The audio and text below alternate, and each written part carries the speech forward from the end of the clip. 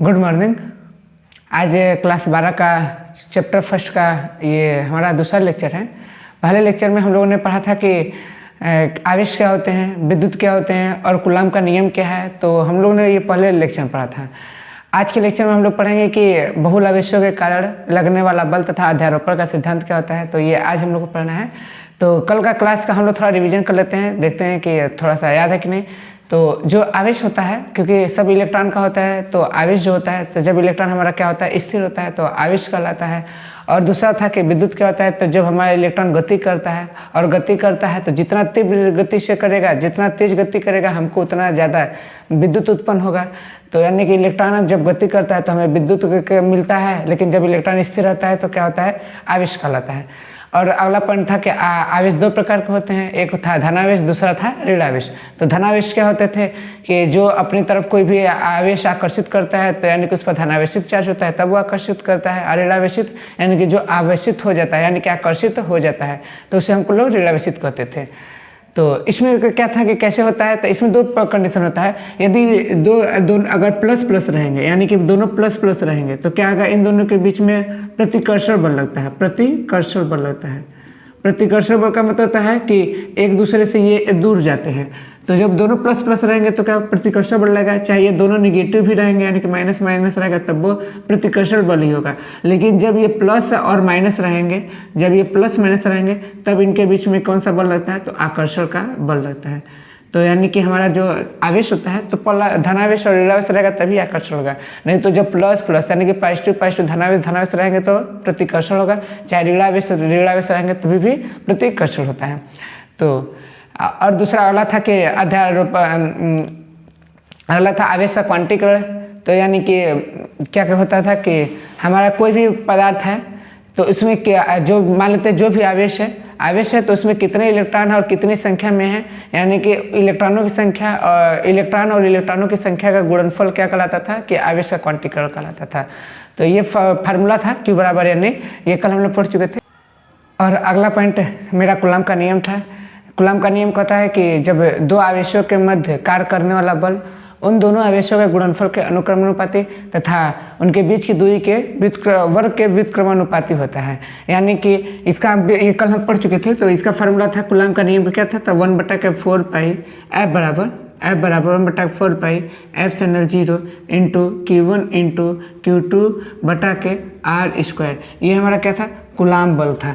यानी कि दो आवेशों के मध्य कार्य करने वाला बल जो F बराबर होता है, तो ये इतना होता है। हम इसका मान कल बताए थे कि कितना होता है, 1/4 पाई F0 का मान होता है 9 × 10⁹, जो कि ये फिक्स रहता है।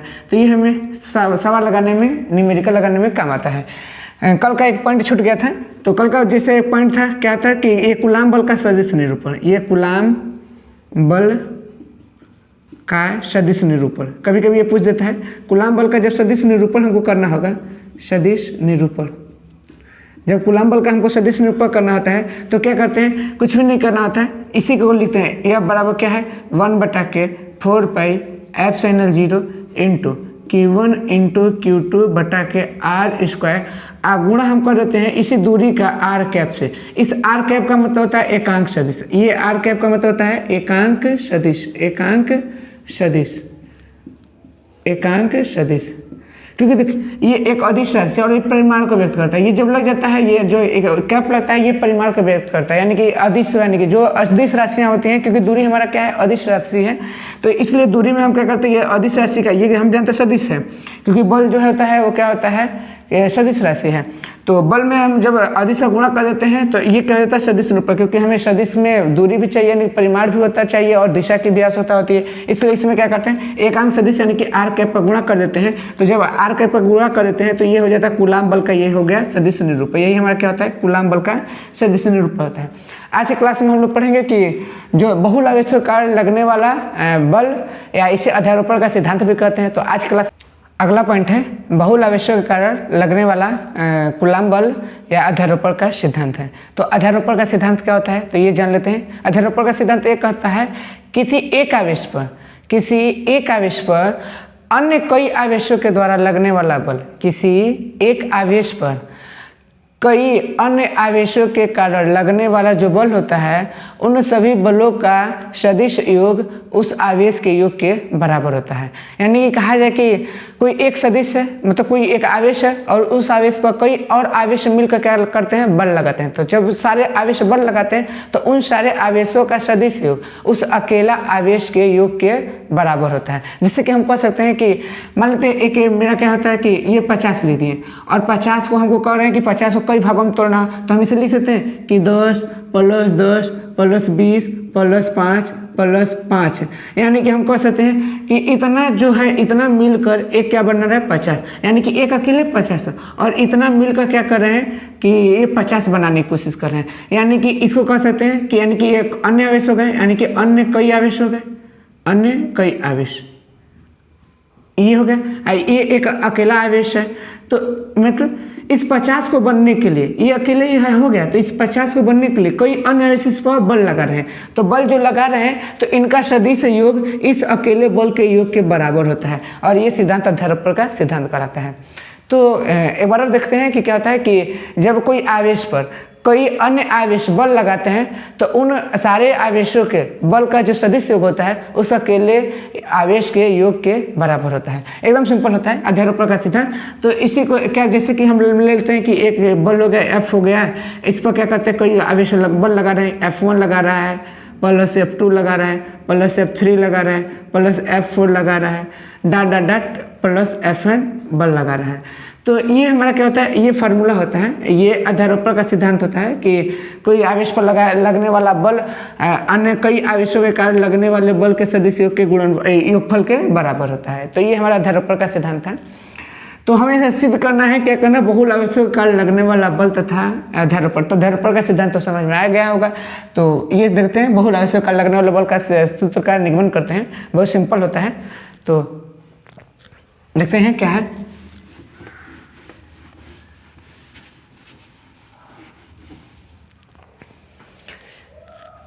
मानते हैं कि एक आवेश मेरा क्या है, एक आवेश ले लेते हैं, हमें ये सिद्ध करना बहुल आवेशों का लगने वाला बल। तो जैसे मान लेते हैं एक लिख देते हैं यहाँ पर, एक आवेश मेरा हो गया, जो आवेश है Q1 ले लेते हैं और इस पर क्या करें, कई अन्य आवेश मान लेते हैं Q2 Q3 Q4 dot Qn, इस पर क्या कर रहे हैं, बल लगा रहे हैं। तो इस पर जो बल लगाएंगे, मान लेते हैं Q1 का बल जो होगा लगा है ये F1 है और इसका बल क्या होगा, F2 होगा, इसका बल F3 होगा, इसका बल F4 होगा, इसका Fn होगा। तो ये बल लगेंगे। तो यानी कि इन सभी बलों का योग इस अकेले आवेश के बल के योग के बराबर होता है। तो ये हमको सिद्ध करना है। तो हम मान लेते हैं कि एक आवेश हो गया, ये मेरा आवेश हो गया, मान लेते हैं इस आवेश Q1 हो गया, ये मेरा आवेश क्या हो गया, Q1 हो गया। एक आवेश यहाँ पर हो गया Q2, यहाँ पर रख लेते हैं Q3, यहाँ पर रख लेते हैं Q4 और एक यहाँ पर रख लेते हैं Qn। तो इसको Q2 कह सकते हैं, इसको Q3 कह सकते हैं, इसको Q4 कह सकते हैं और इसको Qn कह सकते हैं। तो एक आवेश मेरा क्या होगा, ये Q हो गया, Q1 हो गया, ये मेरा सेंटर में रहेगा और ये सब जो बल होते हैं चारों तरफ होते हैं, ये क्या करते हैं, इस पर मतलब क्या लगते हैं, बल लगाते हैं। तो मान देखिए ये Q2 है, ये Q1 है, तो Q1 और Q2 के बीच की कोई दूरी होगी, एक निश्चित दूरी होगी, तो इसे हम मान लेते हैं R1 मेरी दूरी है। अच्छा, Q3 और Q1 के बीच की भी कुछ ना कुछ दूरी होगी, तो इसे मान लेते हैं R2 दूरी। इसी तरह से Q4 और Q1 के भी बीच की दूरी होगी, तो इससे मान लेते हैं R3 दूरी। इसी तरह Q1 और Q1 के बीच की दूरी होगी, तो इससे मान लेते हैं Rn, यानी कि n है तो इसको Rn मान लेते हैं। तो ये हमारे क्या बीच की दूरी होगी। तो अब क्या करते हैं कि इस पर देखिए, ये भी हमारा पॉजिटिव आवेश है, ये भी मेरा क्या है, पॉजिटिव आवेश है। तो ये जो इस पर बल लगाएगा, तो ये बल लगाएगा तो आकर्षित तो होंगे नहीं, क्योंकि अभी बताएं कि जब प्लस प्लस रहेगा, जब मेरा प्लस प्लस रहता है तो कौन सा बल लगता है, प्रतिकर्षण का बल लगता है। चाहे ये माइनस माइनस रहेगा तब वो कौन सा बल लगता है, प्रतिकर्षण का। लेकिन जब ये प्लस और माइनस रहता है तब हमारा क्या लगता है, आकर्षण का बल लगता है। तो ये देखिए, ये भी प्लस है, ये भी प्लस है, ये भी प्लस है, ये भी प्लस है, ये भी प्लस है, ये भी प्लस है और ये भी प्लस है, तो ये भी प्लस है, यानी कि सब पॉजिटिव है। तो ये क्या करते हैं, जब ये Q2 पर Q1 बल लगाता है, यानी कि ये इस पर बल लगाएगा, तो इससे जो निकल ये क्या होगा, एक दूसरे दूर भागेगा। तो इसे डॉट डॉट से कर सकते हैं, डॉट डॉट से लेते हैं, इसे डॉट डॉट से लेते हैं, डॉट डॉट से। और इस पर जो बल लगा इसे मान लेते हैं कि F। देखिए ये F हो गया, F पर कौन बल लगा रहा है, तो Q2 लगा रहा है, Q2 किस पर लगा है, तो 1 पर, तो F12 इसे कर सकते हैं। अब इसी तरह से ये इस पर बल लगाएगा, तो इस पर जब बल लगाएगा तो ये इधर आएगा डट डट डट डट डट करके, तो क्या हो जाएगा कि ये Q3 किस पर बल लगा रहा है, Q1 पर, तो क्या हो जाएगा F13 बल लगा रहा है। ठीक है, इसी तरह से Q4 किस पर बल लगा रहा है, Q1 पर लगा रहा है, तो इसे भी डट डट करके कर सकते हैं। तो इस पर जब ये बल लगाएगा तो ये इधर आएगा, तो कर सकते हैं F14 इस पर बल लगा रहा है। इसी तरह से Q1 भी इस पर बल लगाएगा तो ये इधर आएगा डट डट, इसे क्योंकि ये रेखा को हम डट डट ही करेंगे, तो इसका जो बल हो जाएगा क्या हो जाएगा F1N, ये बल हो गया। यानी कि Q2 Q1 पर बल लगाएगा। क्यों हम ये बल दूर जा रहा है, क्योंकि हम जान रहे हैं कि दोनों क्या है, प्लस प्लस है, तो इसलिए ये दूर जा रहा है कि दोनों प्लस प्लस है और इन दोनों के बीच में क्या प्रतिकर्षण होगा, क्योंकि चुंबक जो होता है, चुंबक, तो जिस चुंबक में दो पोल होते हैं नॉर्थ और साउथ, तो जब नॉर्थ और साउथ को मिलाते हैं तभी वो आपस में एक दूसरे को आकर्षित करते हैं, नहीं तो दोनों क्या करते हैं, एक दूसरे से दूर भागते हैं। तो एकदम सिंपल है कि Q2 जब, क्योंकि ये पॉजिटिव है ये भी पॉजिटिव, तो जब Q2 Q1 बल लगाएगा तो इसका बल क्या होगा, एक दूर, मतलब ये दूर इससे भागेगा, यानी प्रतिकर्षित हो गया, यानी प्रतिकर्षक बल लगेगा तो ये दूर भागेगा। इसी तरह Q3 जब बल लगाएगा तो यहाँ पर आएगा, Q4 बल लगाएगा तो F14 बल लगेगा, और Q1 जब लगाएगा तो इससे आएगा। तो इसको देखते हैं क्या है, तो हम फार्मूला जानते हैं, क्या निकाले हैं कि F बराबर क्या होता है, सदिश निरूपण वाला है। F सदिश बराबर क्या होता है, तो 1/4 पाई F sin 0 into Q1 into Q2 बटा के R square into R cap. ये हम क्या करते हैं, ये हमारा क्या था, कूलाम बल का सदिश निरूपण था, तो इसी पर कर लेते हैं। तो सबसे पहले लेते हैं F1, यानी कि F12, यानी कि F12, यानी कि F12 पर बल लग रहा है, यानी कि F12 बल लगा रहा है किस पर, तो ये तो 1/4 पाई F sin 0, ये तो हमारा कॉमन ही है, इंटू, अब देखिए Q1 इंटू देखिए Q1 किस पर बल लग रहा है, Q2 पर, तो क्या हो जाएगा Q1 इंटू Q2 बटा में क्या हो जाएगा, इस पर देखिए इन बीच की दूरी R1 है, R1 बीच की दूरी है, लेकिन क्या है देखिए ये और ये, तो इसे लिख सकते हैं R12 का होल स्क्वायर इंटू, देखिए ये सदिश निरूपण है तो ये R12 है, तो R12 का कैप है, ये हमारा हो गया। ये F12 का यानी कि F12 जो बल है उसका अगर लिया जाए तो 1/4 पे F sin 0 into Q1 into Q2 बटा के R1 का स्क्वायर इंटू R2 का कैप है, सदिश कैप। इसका कैप क्यों लगा रहे हैं, क्योंकि ये एकांक सदिश का है। इसी तरह से जब R13 का निकलना होगा, R13 का, तो क्या हो जाएगा 1/4 पाई F sin 0 into Q1 into Q1 पे ही सब बल लगाएंगे तो Q3 हो जाएगा, और यहाँ पे हो जाएगा इनके बीच की दूरी, क्योंकि देखिए इनके बीच की दूरी R2 है, तो R1 से और R3 के Q3 के बीच की, मतलब Q1 से Q3 के बीच की दूरी, तो इसे लिख सकते हैं R13 का स्क्वायर इंटू R13 का कैप। इतना हो गया। इसी तरह से 4 का भी देख लेते हैं, F14 बराबर 1/4 पाई F sin 0 into Q1 into Q4 बटा के R14 का होल स्क्वायर इंटू R14 का कैप। ये हो गया। इसी तरह से हम F1 का Fn का निकाल लेते हैं। F1n का क्या हो जाएगा 1/4 पाई F sin 0 into Q1 into Qn बटा के R1n का स्क्वायर इंटू R1n का कैप। तो ये हमारा क्या होगा, फार्मूला होगा। हम जानते हैं कि इन सब पर कौन बल लग रहा है, एक F है, यानी कि इस पर क्या है बल। हम जानते हैं अध्यारोपण का सिद्धांत क्या कहता है, अध्यारोपण का जो मेरा सिद्धांत है, अध्यारोपण का मेरा क्या है, अध्यारोपण का सिद्धांत कहता है, अध्यारोपण का सिद्धांत कहता है कि जो मेरा एक अकेला बल है, वो जो अकेला एक आवेश है Q1 है, उसका जो बल F1 है, इस पर जो बल लगा रहा है, कौन कौन बल लगा रहा है, F12 लगा रहे हैं, और क्या हो गया F2 हो गया, F13 हो गया, प्लस F14 हो गया, प्लस डाट इसी तरह से F1n बल लगा रहे हैं, ये सब बल लगा रहे हैं। तो जब ये बल लगा रहे हैं तो इसका मान रख देते हैं। तो इसका मान F12 का मान कितना था, तो F12 का मान 1/4 पे F sin Q1 into Q2 बटा के R2 स्क्वायर इंटू ये था, तो क्या हो जाएगा, लिख देते हैं 1/4 पाई F sin 0 into Q1 into Q2 बटा के R12 का होल स्क्वायर इंटू R12 का सदिश का, प्लस इसी तरह 1/4 पाई F sin 0 into Q1 into Q3 बटा के R13 का होल स्क्वायर इंटू R13 का कैप।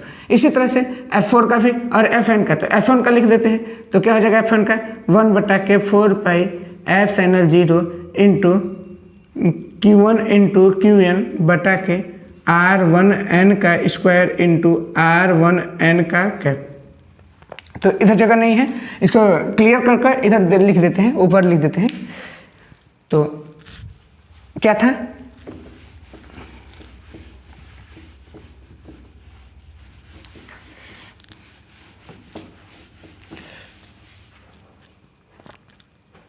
इधर जगह नहीं था, तो इसलिए यहाँ पर हम लिख रहे हैं कि ये होगा। इसमें सब में देख रहे हैं क्या कॉमन है। कॉमन देखिए क्या है, 1/4πε0 और क्या है Q1 कॉमन है, यानी कि इन सब में 1/4πε0 और Q1 सब में कॉमन। देखिए यहाँ भी है, ये यहाँ भी है, और ये Q1 यहाँ भी है, 1/4πε0 यहाँ भी है और Q1 यहाँ भी है। तो हम क्या करते हैं, इसको कॉमन कर लेते हैं। तो यह बराबर क्या हो जाएगा, 1/4πε0 इंटू 1 को हटा कर Q1 कॉमन किए हैं, तो इसे लिख सकते हैं Q1 लिख सकते हैं, Q1 बटा के 1/4πε0।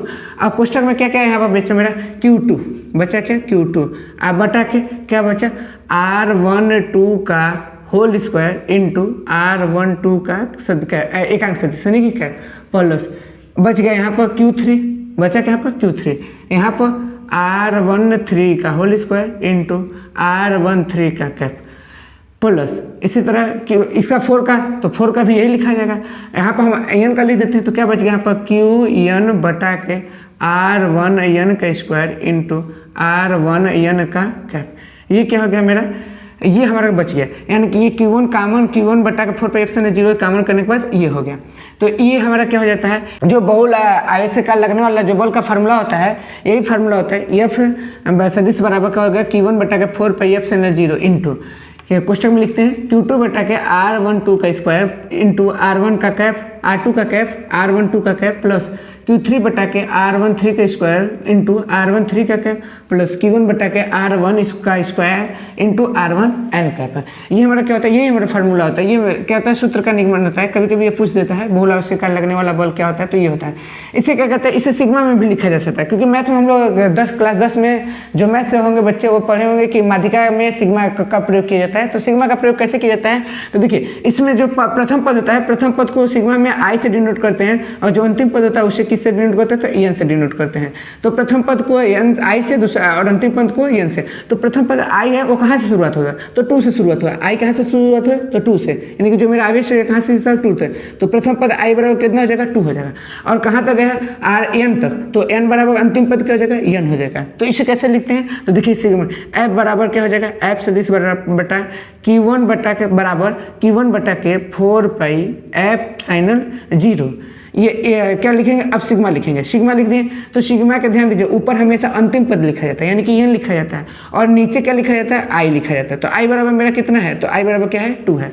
तो इसे पहले वाला का लिखना होगा, तो देखिए Q2 है, तो इसे लिखेंगे Q2 के जगह पर क्या लिखना है, I लिखना है। तो Q2 की जगह पर क्या लिख दें, I लिख दें। अब बटाक में ये देखिए R12 का स्क्वायर है, तो R लिख दिए, 1 लिखे, लेकिन 2 के जगह पर क्या लिखना है, I लिखना है। तो इसका हमको लिख दिए स्क्वायर, इंटू क्या है, R12 का सदिश है, तो R लिखेंगे, 1 लिखेंगे, लेकिन 2 के जगह पर I लिखना है, तो I का कैप है। ये जो मेरा है ये क्या होता है, ये हमारा सिग्मा में होता है। तो ये भी मेरा फार्मूला ही है, लेकिन ये क्या होता है, ये सिग्मा के रूप में होता है। जो मेरा मेन फार्मूला होता है, जो मेरा मेन फार्मूला है, ये मेन फार्मूला मेरा ये है, लेकिन ये सिग्मा में पूछ देता है, तो सिग्मा में इस तरह से लिखते हैं। तो आज की क्लास है यहीं पर ख़त्म करते हैं। तो उम्मीद है कि आपको क्लास समझ में आएगा। अगर क्लास आपको अच्छी लगी तो आप क्या करिए कि चैनल को सब्सक्राइब करिए और कमेंट करिए और शेयर करिए और दोस्तों को बताइए, क्योंकि 12 का इस पर सारे सिलेबस पढ़ाया जाएगा। देखिए any doubt, any person, any everyone आप पूछ सकते हैं, यानी कि आपको जो भी डाउट है वो आप कभी भी कमेंट में कर सकते हैं, क्योंकि आप व्हाट्सएप भी मैसेज करेंगे तभी भी हम देख लेंगे। तो क्या आप लोग क्या करें, ज़्यादा से ज़्यादा वीडियो को शेयर करें और सब्सक्राइब करें, ताकि डेली हम लोग का मनोबल बढ़ा रहे, क्योंकि इस पर अच्छी अच्छी क्लासेज आपको देखने को मिलेगी। तो आज के लिए धन्यवाद। शुक्रिया शुक्रिया शुक्रिया।